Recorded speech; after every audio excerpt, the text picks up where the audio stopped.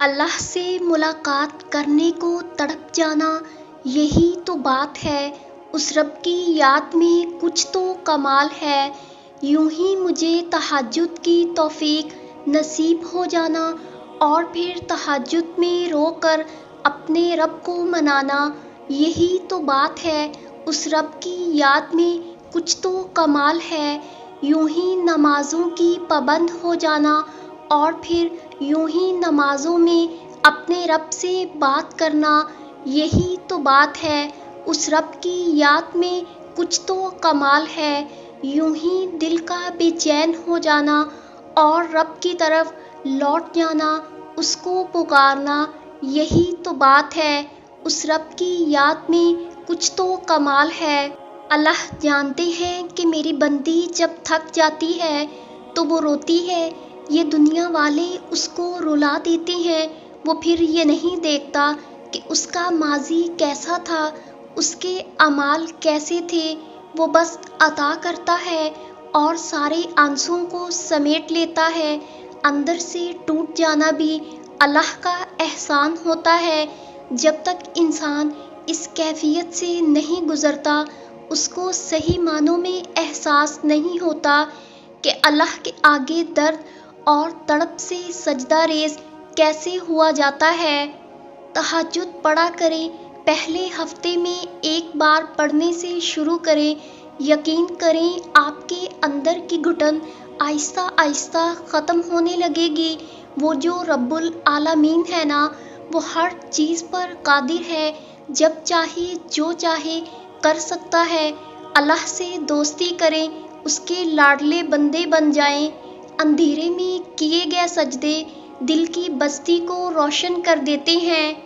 اللہ قرآن میں فرماتے ہیں، رات کا اٹھنا یقیناً نفس کو بہت زیر کرنے والا ہے۔ رسول اللہ صلی اللہ علیہ وآلہ وسلم نے فرمایا کہ ہمارا پروردگار بلند برکت والا ہے۔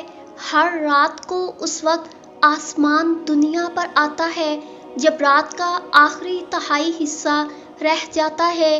وہ کہتا ہے، کوئی مجھ سے دعا کرنے والا ہے کہ میں اس کی دعا قبول کروں، کوئی مجھ سے مانگنے والا ہے کہ میں اسے دوں، کوئی مجھ سے بخشش طلب کرنے والا ہے کہ میں اس کو بخش دوں۔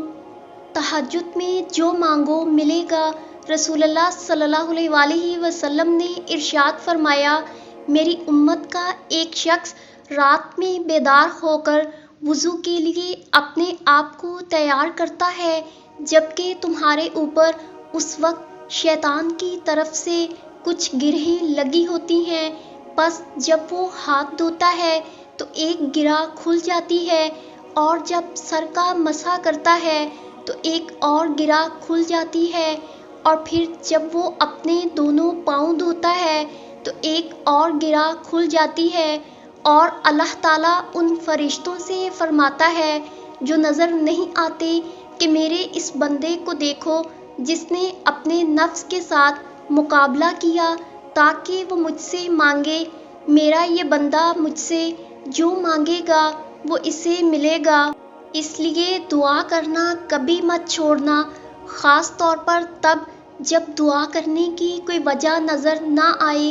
اس کو آواز دینا اور یہ بتانا کہ تم اب بھی مایوس نہیں ہو، کہ تمہیں اب بھی اس کے معجزوں کا انتظار ہے، کہ تم نے اب بھی نصیب سے ہار نہیں مانی۔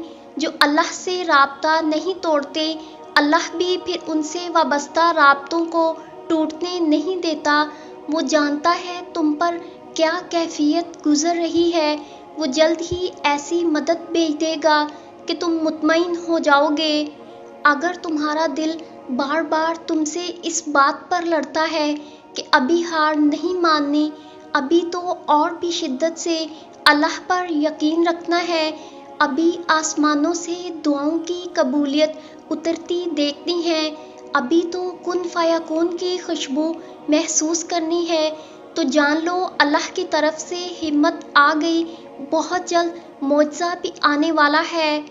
یہ جو تمہارا اللہ پہ بھروسہ ہے نا، دیکھ لینا یہ تمہیں ایک دن معجزوں کے چشموں تک لے جائے گا۔ معجزے ہوتے ہیں دعائیں سن لی جاتی ہیں، زخم بھر دیے جاتے ہیں، دل جوڑ دیے جاتے ہیں، کن فرما دیا جاتا ہے، لیکن بات ہے تو صرف ایمان، توکل اور صبر کی۔ اللہ کو محبت ہے تم سے، اس لیے وہ تمہیں آزما رہا ہے۔ رابطہ نہ ٹوٹے تمہارا اس سے، اس لیے انتظار بڑھا رہا ہے۔ وہ جانتا ہے اس کا بندہ کب سے جولی پھیلائے بیٹھا ہے، اسے معلوم ہے اس کا بندہ مسکراہٹوں میں درد چھپا رہا ہے۔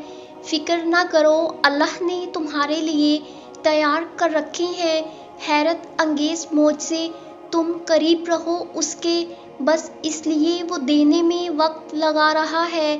بنا رکھے ہیں تمہارے لیے ممکن کے ان گنت وسیلے، اس نے تمہیں اپنے کن تک لانے کے لیے وہ بس ناممکن سے گزار رہا ہے۔ یقین رکھو تمہارا اللہ اب تم تک ان دیکھے ذریعوں سے مدد بھیجنے والا ہے۔ سجدے میں بہائے گئے آنسو دلیل ہے کہ اللہ اب دعائیں قبول کرنے والا ہے۔ معجزے، دعا، صبر اور الیقین ان قریب کن فرما دیا جائے گا۔ وہ معجزوں کا بادشاہ ہے، وہ جب چاہے حالات بدل سکتا ہے، وہ جب چاہے دل بدل سکتا ہے، وہ جب چاہے حاصل چیز سے نواز سکتا ہے۔ تو جس کی ذات لامحدود ہے، اس سے محدود دعائیں کیسی؟ وہ دل سے نکلی ہر آس، ہر امید پوری کرنے پر قادر ہے۔ جو فیصلے رب کے سپرد کر دیے جاتے ہیں، پھر بار بار ان کا سوچ کے پریشان نہیں ہوا کرتے۔ جس رب نے آج تک سنبھالا ہے نا، وہ آگے بھی سنبھال لے گا انشاءاللہ۔ یا اللہ، ہمیں بھی اپنی لاڈلی نماز تہجد کے لیے چن لے، ہمیں تہجد پڑھنے کی توفیق عطا فرما۔ یا رب العزت، ہم گناہ گار ہیں، خطا کار ہیں، سیاہ کار ہیں، اقراری مجرم ہیں۔ اے اللہ، ہم پر رحم فرما، ہمیں تہجد کی لذت سے آشنا فرما، تاکہ ہم تجھ سے تنہائی میں رات کے اندھیرے میں تجھ کو راضی کر سکیں۔ یا اللہ، تو ہم سے راضی ہو جا، ہمیں صراط مستقیم پر گامزن فرما، ہماری دنیا و آخرت کو بہتر فرما۔ یا اللہ، کائنات کے سارے کام تیرے کن فیکون کے منتظر ہیں۔ یا رب رحیم، جتنے بھی لوگ مشکل میں ہیں ان کے لیے آسانی فرما دیجیے، پریشان حالوں کی پریشانیاں ختم کر کے ان کے لیے خوشیوں کا سما کر دیجیے، سب کے بگڑے کام سنوار دیجیے، آمین یا رب العالمین۔